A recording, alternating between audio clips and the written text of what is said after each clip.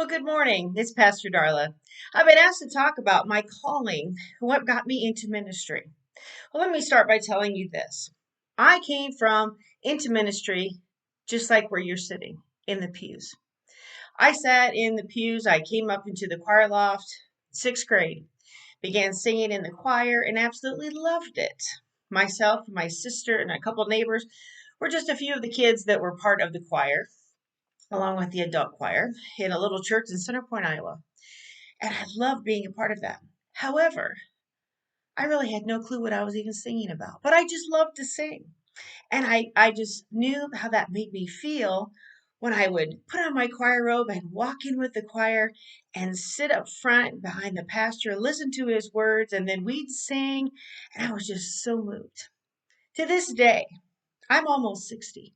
And I can tell you this, I remember a sermon that my pastor at the time delivered. And his sermon was about how he just had came from watching the Superman movie and how he compared that to Jesus and how Jesus came to be. Anyway, significant things in my life. Well, that was like when I was in sixth grade. Now, as I moved through college and things, and how many of us move away from God, and I went to college. I went to college in Des Moines, and then I went to church with a couple of my friends, and it was like something was nudging at me that I really missed it and I needed to be there. But I didn't have a car and there was not a church close by, so I didn't go, only if somebody else would go. But I really, really missed it. Well, as things move on and I get involved in churches and things, I was going through the disciple Bible class and really liked it. And there's a whole other sermon involved with that and how that all came about. But as things developed and my relationship with Jesus Christ has developed and grown stronger and stronger, I knew something was missing. Every time I went to church or I worked with the mission group or I conversed about Jesus or what, I just knew something was missing in my life. Yes, I was a Christian, but I just knew something was missing.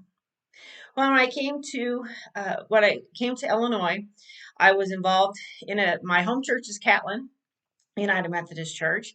And I came up through the lay speaker program, the old program. For those of you who are lay speakers, you know what I'm talking about. Now, I just didn't sign up for it. It took three people to tell me, you need to do this.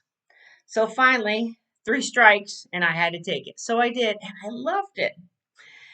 And as I began speaking at other churches besides my own, then I got more and more excited and more called.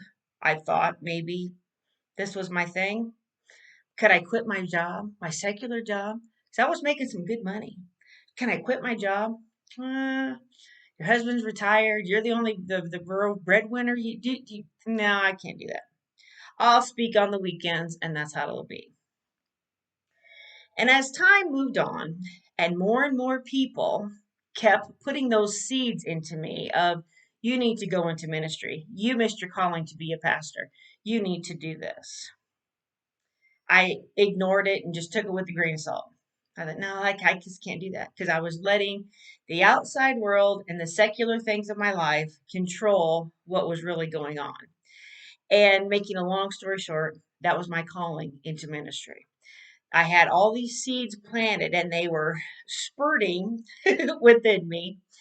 And after a life changing event, which I'll talk about another time, it was a message that another pastor said to me, who said this: when this is over, you will have a story to tell. And your story will be life changing, not only for you, but hopefully other people as well. And he left. Now, again, that little seed was planted, had some medical issues to go through and some healing to do. And once that took place, then those seeds had sprouted and began to grow.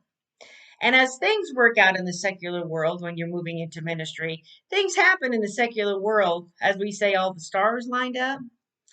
And I said, I am done with this career.